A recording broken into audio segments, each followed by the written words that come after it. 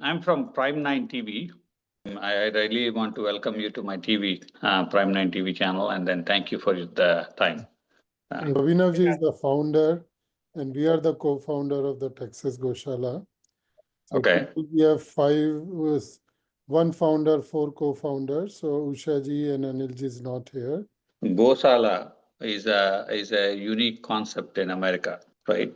This is a common concept back home in India, right? That's What correct. made you? What was the motive behind doing that? What motivated you guys to do that?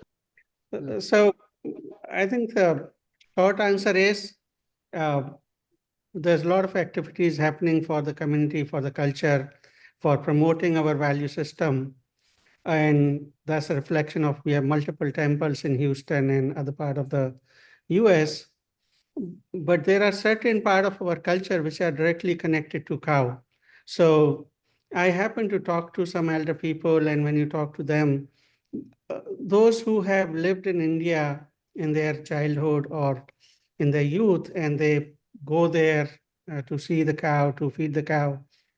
One thing was, hey, we don't have a facility in America, like the cows, which are American cows, even those ranchers don't allow us to touch and feel it.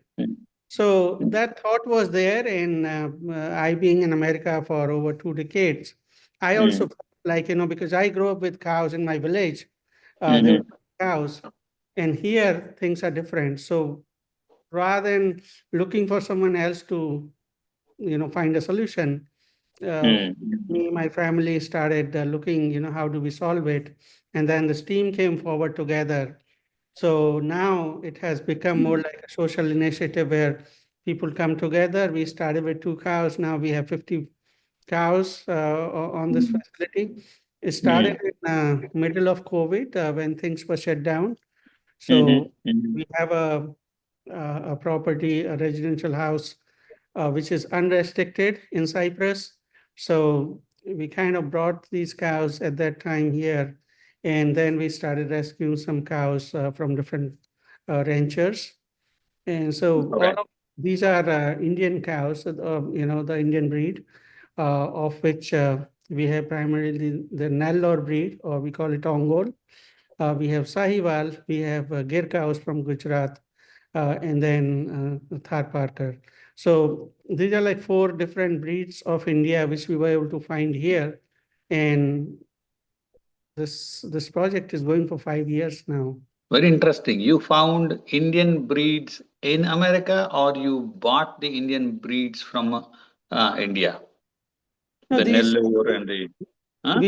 we found these cows here in America. The history goes back to almost 250 years back, around like I would say 1815, when Britishers were ruling our country. At that time, certain farmers went to India, and because at that time things were like you put a price tag to something and you take it. There was no regulation because country was totally controlled by Britishers. So these farmers from Texas, Louisiana, and Florida, they were like, I think about 10 or 15 farmers. They went in their ship, and then they brought these top breeds from all of India. And that time India was like a whole India, not there were no Pakistan or anything, right? So Correct. they chose the top breed in north called Sahiwal, which is one of the highest milk yielding cow. They brought them, and they brought Gir cows. In south part, they were Ongol breed, which is very much dominant there. They brought those. Right. So they brought many breeds there, but 200 years later, we have very few left. There are few ranchers who have taken them and raised them. They have kept the genetics kind of, pure as much as they could. So in America, they call them as a Brahman cows, Brahman. And there is an organization in Houston, downtown, called American Brahman Breeders Association. So these are the people who kind of certify these cows. They compared their genetics, how pure they are, and how much characteristics they have. Of course, they don't raise them for milking purpose. They're not considered dairy cows. So, because we raise these cows in India, and I grew up with them as a dairy cow, so I thought, why don't we take this as an experiment and see if we successfully milk these cows as well. And that those experiments have been pretty successful so far. So right now we don't milk them, but I think there's a plan in place to bring infrastructure to the Goshala, bring the team, and then start milking as well, besides being the Hmm. cultural center. Very And good. So, just to add to Abhinavji's point, so he started on his backyard. Then we moved to Waller with a bigger property so we can raise more cows. Now we have almost like 20-acre property for the Texas Goshala, where we are raising the cows, and we moved from 3 cows to 48 cows right now. So maybe okay. Purandaji can add more points. Purandaji, you want to start? Hmm. Sure. Like, I think I know pretty much you got a gist of like, how it started and where we are right now. But there are many priorities ahead. But I think what Abhinavji highlighted, like the vision for the organization is how we can make a cow at the center of this, overall circular economy, meaning the way we used to live during the Vedic times. So cow, if you were able to protect the cow, it can take care of everything, whatever the human needs are to nourish both body, mind, and soul. So, given that angle to it, and then I know Abhinavji has created this 8-point template, like where cow can be at the center and create economic activities where people can rely on and make a living out of it as well. Meaning, whether you call it as fertilizer, fertilizing the soil, agriculture get nourished, and you Sure, create yeah. food grains and all those Sure, stuff. sure. But Sure. the top priority right now, what we did was like, to give the first-hand experience for the next generation kids. And for them, when you ask where the milk is coming from, they don't even have a clue right now. They'll tell that it comes from a retail store, right? So at least to give that physical touch and experience for the people, one, the elderly community who, of course, like, being with cows and now not having that, ecosystem here in the US. And second, the next generation should also be introduced, like, why cow has to take the center stage for a holistic Sure. living. Yeah, sure. Yeah. Yeah, thank you. So some of the questions came into my mind from what Abhinav ji was saying, right? So 200 years ago, the cows were bought from India. And do you think is that the reason why they put the name, the breed name as Brahmin? I don't know what Brahmin means in American setup. I will let Abhinavji talk about. I'll give our own Andhra Pradesh related sense of it, right? So we have Sure. Ongol definitely is a breed which has been called as Nellore here, but we also had Oh, a what is breed. it called, Purinder? What is it called? So the Ongol breed here they called as Nellore breed with a single Nellore. L. Yeah, Nelore. Oh, they do call it as Nellore. Nellore breed. But Mhm. we also had another one called is Brahmini as well Mm. in our days. So which has a little longer, like, Ongol breed has all the shots, like 9 shots they call. When I say shots, their face has to be short, legs, tail, everything has to be short. But Brahmini has a little longer one. Navel will be a little long and all those stuff. But there is a different thing also. Usually Brahmins used to raise the cattle and then they used to protect and maintain it. And Right. I think there is some sort of a derivation from that angle as well to name it as a Brahman cattle here in the US. But Abhinavji, you can share your inputs here. I kind of agree with the second thought you have given. Brahmins, as you see, they were kind of, regulators for the community at large at a local level. I'm not talking like democratic country after 1947, but you go before, whether it's education, whether it's social welfare or whatever. Generally, society will ask a Brahmin, which is not like a caste Brahmin, but more the intellectual in the village, The person Right. and Hmm. enough studies, has enough experience of the community, of the society around. So, and I'm kind of thinking that way. And of course, there's a lot of research has to happen. Um, these may be the people who may have given them some hints, like say, if Britisher is going there or American going there 200 years back, how do they get the knowledge? I mean, they will approach to the Brahmin in the village or in the community and say, hey, I want to have few good cows. And these were the people who will tell, yeah, go to that person's house and he's selling, or that cow is pretty good. Because you think about as a trade, right? East India Company was all about trade. Like you give me money, I give you the product. So, Right. so from there, they kind of borrowed, oh, we went to the Brahmin and we got these cows. That may be, term coming from there. The Brahmini cow itself, there's a breed, and if that's the reason for it, I don't know. I can share an article from Texas Historical Association. They have published a one-pager about these cows coming to US and all that. Uh, but definitely there's a lot more research has to happen. What may have happened 200 years back for these guys to put that name as a Brahmin. But this is a pretty strong organization, especially in the cattle industry here in US. And they have data on thousands of cows, their genetics, and they kind of trace back over 3 to 4 generations for Okay. each cow or bull registered. So you will see if, let's say, a calf is born, they will know who was the mother, who was the father. And then Oh, for okay. that mother, they will tell who's the mother, who's the father. And for the father, they will tell who's the mother and father. So they go up to like 3, 4 generations. And then so this is like a very solid database of cattle of its kind in like the whole world for these kind of cows. Very good. So it is like a 200-year-old. Now I understand the sentiment, and you guys are doing this Goshala, right? More to bring um, the Indian way of raising cows and the benefits of cows and the culture and all that stuff. More of a cultural context, right? Correct. But these so have you ever, did you guys, I have twofold question there. Did you guys get any cows from India recently? Or one, number two, these cows were bought like 200 years ago, right?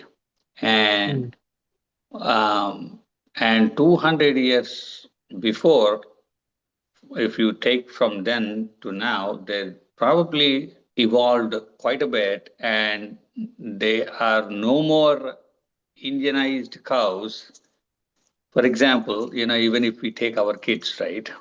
So 2, 3 generations ago, whoever has come to America, even though the skin is brown, they totally, you know, like they totally are Americans, right? So how do we know that these are really still has that Indian, um, I don't know, Indian aura to the cows? 2 questions there. If you can. I think no valid question. So first of all, comparing cow and human, humans definitely have intellect, right? They have the knowledge system, they have learning capabilities and all that. And so is rest of the nature. So of course, 200 years, roughly, if you say each cow is like a 15, 20-year average lifetime, we are talking like 10th generation or at least 8th generation back, right? And things change, genetics change and all that. But for the cows, it had changed in a positive way. Uh, they have been raised, they have enough food, they have enough environment, and so they have adopted themselves for this atmosphere. And that was one reason why these cows are loved by Americans, those who even don't understand the Indian way of raising cattle. But these are low maintenance in their terms. Like, for other cows, you have to take care of their water, their temperature, they're like a lot of things, food and all that. But these cows are very friendly in the sense you give them a green pasture and they will thrive. They don't care about heat and they don't care about cold. So they tolerate both temperatures. They have definitely, come over this whole change in last 200 years. They are weather tolerant and they survive. They have disease resistance, and their milk is really better. So characteristics wise, you see these cows versus Indian cows. People who come from India as a visitor and see the Goshala, they say these cows look much healthier, much heavier, and strong. What is the reason? And the one reason is here you get enough food, enough water, enough shelter, and the positive things which need for a nature to thrive, right? And they are part of nature. In India, we struggle for enough food and clean water and all that. So that's one difference. But other than that, they are perfectly Indian. They perfectly, you approach them with love and they reciprocate that love to you. You go with the feed in your hand and they will love it. So that way, they are not like humans where you can uh, put a different software in human brain and that acts totally different. So they But look. that's a good point you said. But in contradicting that, I would say, back in India, cows were a very good friend of our humans. They are still a very good friend of humans, and they have the memory and then the emotions as humans is what I understood. I mean, I what I heard. I'm not a cow expert by no means, but from what I heard and what I know is what I'm asking you guys the questions. And I'm trying to understand, right?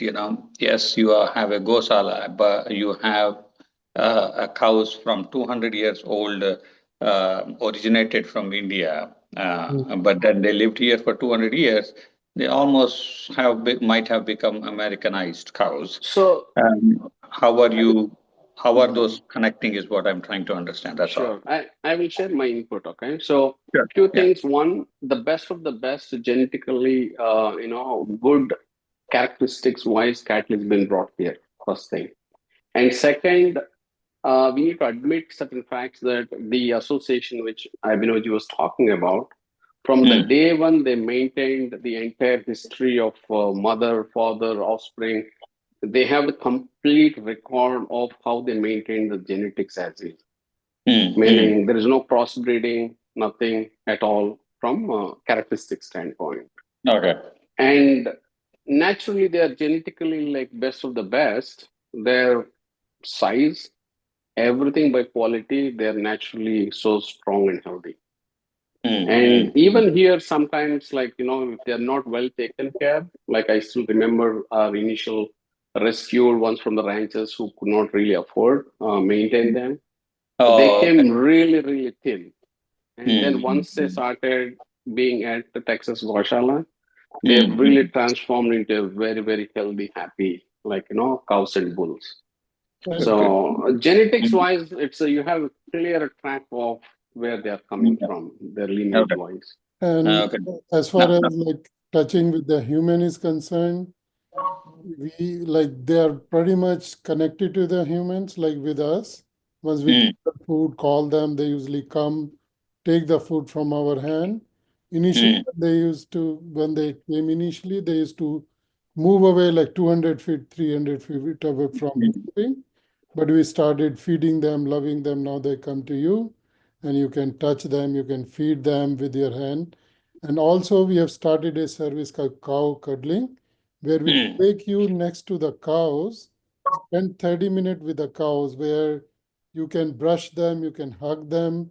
Sure, yeah. You put the No, head on I your saw lap. your, Yeah, yeah, Narendraji, I saw your services on your website. I will come to that also. yeah, sure. So essentially, what I'm understanding is, अपने देश से 200 साल पुराने गाय आए America में, बिल्कुल. Right? और तब अमेरिकन रेस करते थे उन गायों को. अभी घुमा फिरा के अपने अपने देशवासी वो जो देश से आए, अपने देश से जो गाय आए, अभी उनका you guys are putting the Indian emotions or Indian sentiments into back into those cows, ऐसा बोल सकते हैं? हाँ, बोल भी सकते हैं, और we are वो keeping to the natural way also. We don't tie them, they roam freely, they're pretty much happier if you'll compare to the Indian cows, definitely. So I've been to multiple Goshala in India. The way they thrive for the food, water, and other things, there is a scarcity there even Oh, now. God. I've seen those so thin, and that we have transformed those cows into really healthy cows in our property. Good, good, good. So another question I asked you, right? Did you guys look into getting any cows from India straight up? Nowadays, there are like, what do you call Pongunuru cows? Those are like short and can be raised as a pet in the house. Do you guys have any plans on bringing them here, make part of your Gosala? see those smaller cows, they are also available here. But to take care of those cows is a totally different infrastructure you need. You cannot let them mix with each other. And second is, America has a different rules for house, for the communities and all that. So you cannot just simply keep those cows in your house, right? You need to have a certain kind of property classification and at Sure, what. yeah. Sure, So sure. But we don't. the Pungunuru cows I'm talking about are like really tiny ones, Yeah, right? not Do you big get them from here? yeah. I don't think you get them here. No, So we there don't. are few. There There are are, few. there are, Yeah, yeah. there are few, and I mean, like, of course, there is one Zebu variety which is like shorter version, and Pungunuru real version. There are few, but if you're talking about the guy who was kind of working through it, making it even more smaller and smaller to make it like a pet in the home, uh, we do not, and I think there is no intent. Also, if you ask me, it's my personal view. Okay, we the cow naturally it has its own genetical makeup where it is more sattvic and it emits that positive energy. You know, Mm, any ailments, issues, it will try to resolve. And I know there are certain aura related instruments to prove it and all those stuff, which we are working towards it. But when you make it more and more into a controlled setup, the one which you're talking about, say back from India to here, whether the genetics really changed or they're really Americanized and all those stuff, mm, leave the geographies, but even within the country by time period, when you are making cow which is used to be roaming in the forest and eating all type of leaves and all, versus mm, making it like a pet in the home, and you're going to lose its purity. So there is certain school of thought, like to an extent what Abhinavji said, we can mm, bring in, but it requires a different infrastructure, not to mix up with the other bigger cows that what we have. That's mm, one thing which we need to sort it out. But it should not become like a pet in the home, into a different concept of where whatever the therapeutic qualities that the animals bring in, that quality will also really take another different type of a downturn when we go into that route. Okay. Thank you. Another question around the same. Nowadays, if you see, we have a lot of Indians in America as a whole, and of course in Texas quite a bit. And if you see Frisco place, the place where I am from, right now I'm in Prosper, but in Frisco there are 25% of Indians, right? And everybody is now heading towards kind of farming. They're trying to buy the farmland and do some kind of farming, right? So, do you have any plan on pushing your cows, the cows you raised, or make it available for them to raise in their farm and stuff like that? Not that way, but the vision is like to have at least 1 or 8 Goshalas across the globe. So as a part of it, we have a vision to expand it throughout all the states and within Texas. When we say Texas Goshala, down the line, once we are good with our existing template with all the controls, care, and everything, we wish to expand it first to internally Austin, San Antonio, and the Dallas. And then probably similar sort of templates, once we have ready, we will, expand it furthermore. So that's the thought we had. And from the question which you asked, though it is not directly to say US, but from an economy standpoint, once we are working through like how can take the center stage for economic activity, right? As a part of that effort, we are working towards the soil nourishment using cow dung and cow urine. And then there is a lot of investment need to go in for blockchain technologies and all, because right now consumers are confused.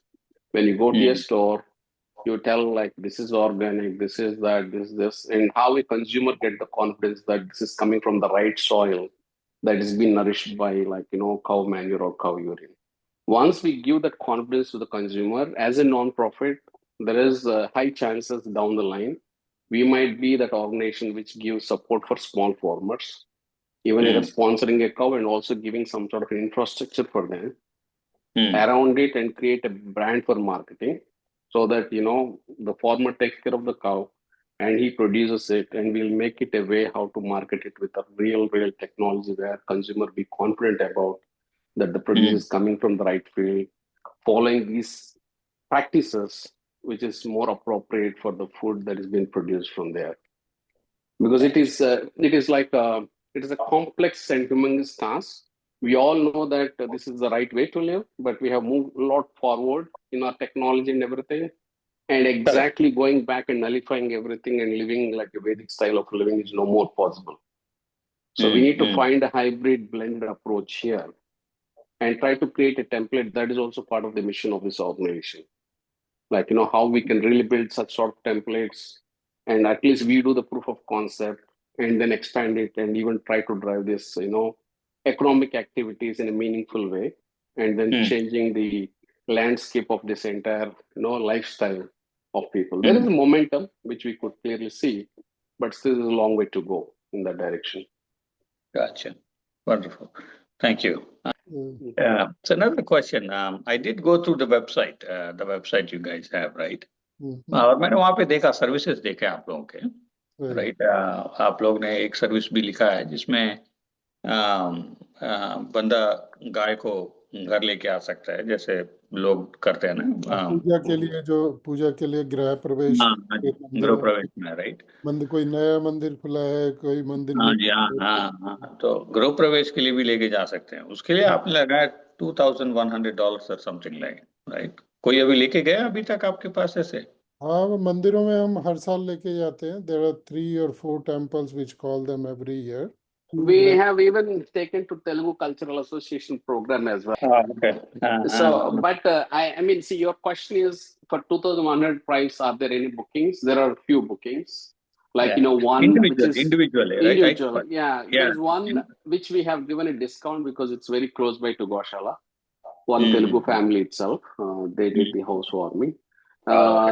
Because see, right now, it requires a lot of care, like at least 2 to 3 people have to be there and all. So factoring all those things at that price point, there are like, a couple of interested parties, but not too many of them are able to afford at that pricing at this stage. Correct. 2000, मुझे वही लगा when I saw that, थोड़ा सा मुझे लगा यार $2,100 एक अगर like we talked about, right? I mean, people are now trying to go back to the original things like living and all that stuff, and that's what you're also trying to get to, right?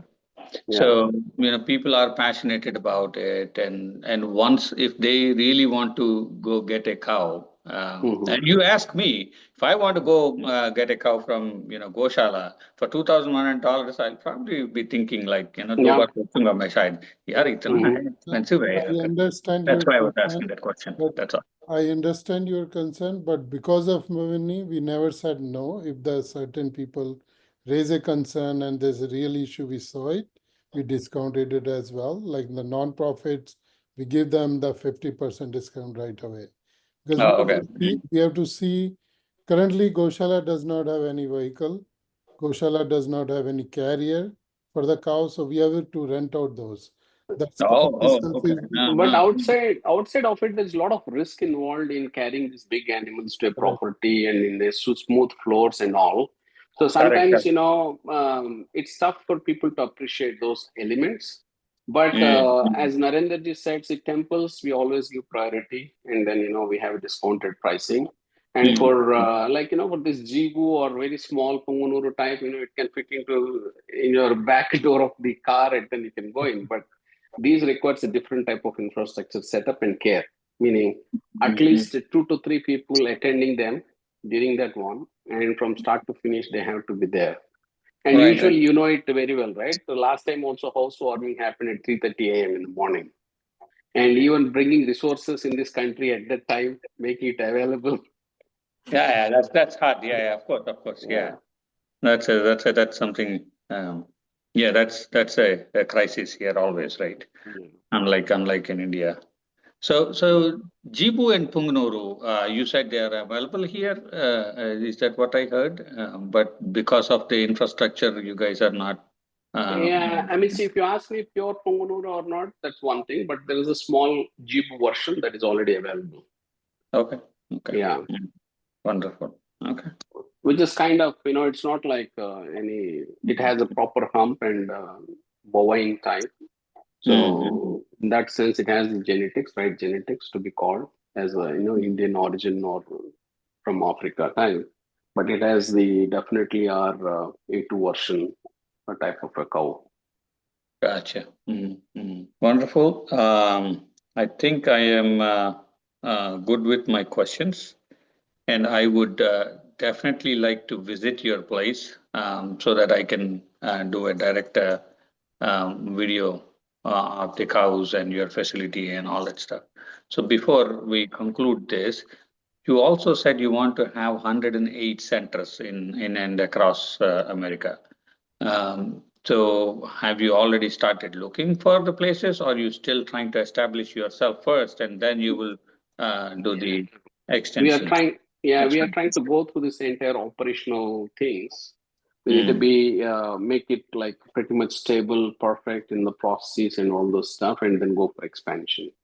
Because you know everything comes with money, finding the right team, setup, infrastructure, and all those things. Right? As an organization, we are very much happy with the progress what we made, but still there is a lot to be done. But that's the vision that what we have to at least how to give this physical experience for both the elderly people and all the next generation kids, and also to drive the point that cow is very critical for nourishing body, mind, and soul. Thank you very much, gentlemen.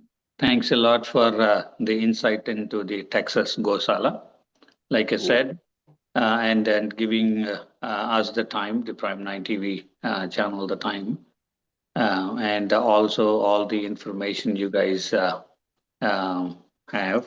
Of course, I would wish from my TV channel to successfully you be able to establish 108 Goshalas across America.